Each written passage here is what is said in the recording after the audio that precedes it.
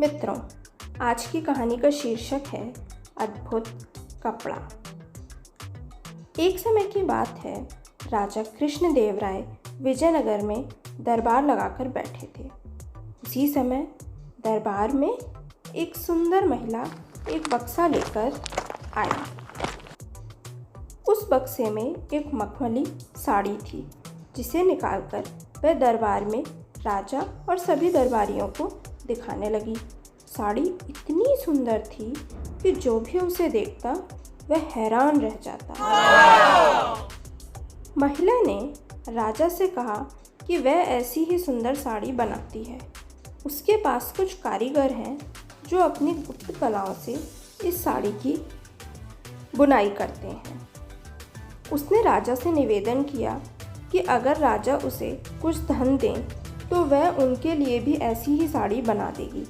राजा कृष्णदेवराय ने महिला की बात मान ली और उसे धन दे दिया।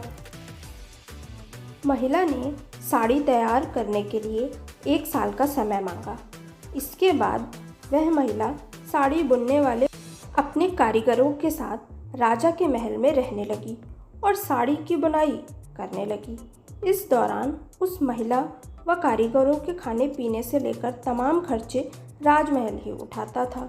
इसी तरह 1 साल का समय निकल गया। फिर राजा ने अपने मंत्रियों को उस साड़ी को देखने के लिए उस महिला के पास भेजा। जब मंत्री कारीगर के पास गए तो वह हैरान रह गए।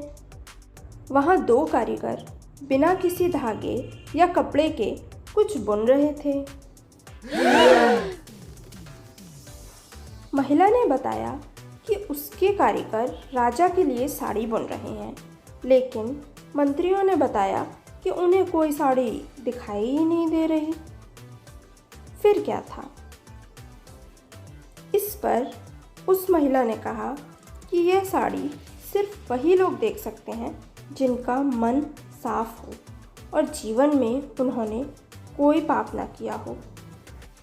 महिला की यह बात सुनकर राजा के मंत्री परेशान हो गए। उन्होंने बहाना बनाते हुए उस महिला से कहा कि उन्होंने वह साड़ी देख ली है और वो वहाँ से चले गए। राजा के पास वापस आकर उन्होंने कहा कि वह साड़ी बहुत ही सुंदर है। राजा इस बात से काफ़ी खुश हुए। अगले दिन उन्होंने उस महिला को वह साड़ी लेकर दरबार में हाजिर होने का आदेश दिया। वह महिला एक बक्सा लिए हुए अपने कारीगरों के साथ अगले दिन दरबार में आ गई। उसने दरबार में बक्सा खोला और सबको साड़ी दिखाने लगी। दरबार में बैठे सभी लोग बहुत हैरान थे क्योंकि राजा समेत किसी भी दरबारी को कोई साड़ी नहीं दिखाई दे रही थी। यह देखकर तेनालीराम ने राजा के कान में कहा कि वह महिला झूठ बोल रही है, वह सभी को बेवकूफ़ बना रही है। इसके बाद तेनालीराम ने उस महिला से कहा कि उन्हें या दरबार में बैठे किसी भी दरबारी को वह साड़ी दिखाई नहीं दे रही है। फिर क्या था? तेनालीराम की यह बात सुनकर महिला ने कहा कि यह साड़ी सिर्फ उन्हीं को दिखाई देगी जिनका मन साफ होगा और उसने कोई पाप ना किया होगा। महिला की इस बात को सुनकर तेनालीराम के मन में एक योजना आई। उन्होंने उस महिला से कहा कि राजा चाहते हैं कि तुम खुद यह साड़ी पहनकर दरबार में आओ और सभी को वह साड़ी दिखाओ।